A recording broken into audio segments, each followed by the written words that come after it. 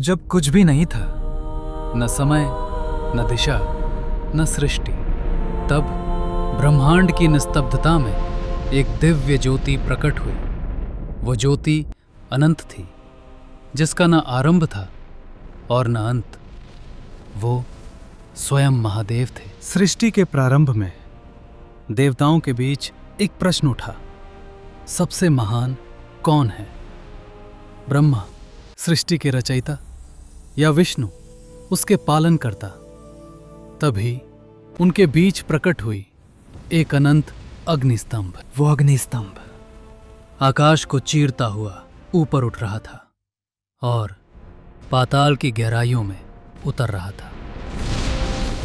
उसका न आरंभ दिखाई देता था और न अंत। विष्णु वराह रूप धारण कर उस ज्योति का अंत खोजने पाताल में उतर गए और ब्रह्मा हंस बनकर उसका आरंभ खोजने अनंत आकाश में उड़ते चले गए। परंतु न ब्रह्मा को आरंभ मिला, न विष्णु को अंत। तभी उस अनंत ज्योति से प्रकट हुए स्वयं महादेव, देवों के देव महादेव। महादेव बोले, मैं ही सृष्टि हूं, मैं ही संहार हूं और मैं ही वो ज्योति हूं जो पूरे ब्रह्मांड में व्याप्त है। और तब उस दिव्य प्रकाश ने धरती पर 12 पवित्र स्थानों को स्पर्श किया। वहीं प्रकट हुए 12 ज्योतिर्लिंग। पहला ज्योतिर्लिंग सोमनाथ, जहां चंद्रदेव ने शिव की आराधना की। घने पर्वतों के बीच मल्लिकार्जुन।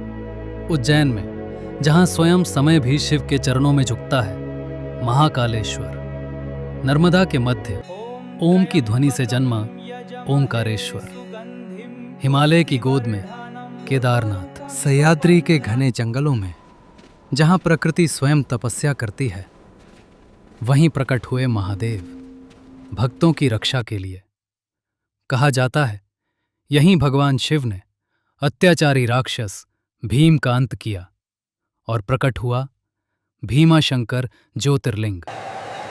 गंगा के तट पर अनादिकाल से बसी है एक नगरी, काशी, जहां कहा जाता है कि मृत्यु भी अंत नहीं बल्कि मोक्ष का द्वार है।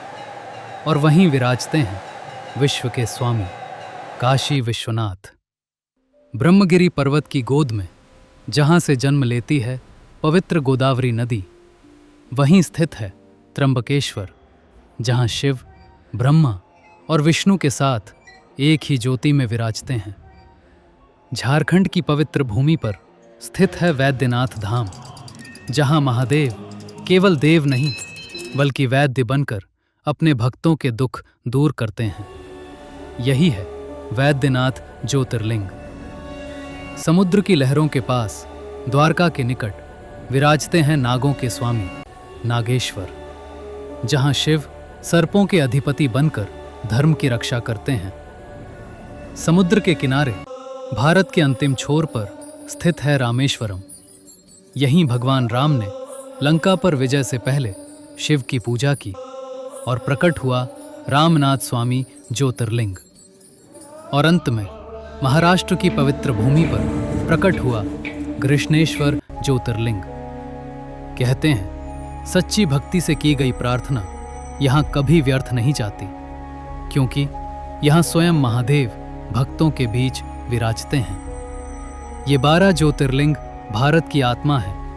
ये केवल मंदिर नहीं, ये स्वयं शिव की ज्योति है। जो इन्हें श्रद्धा से देखे उसे शिव मिलते हैं।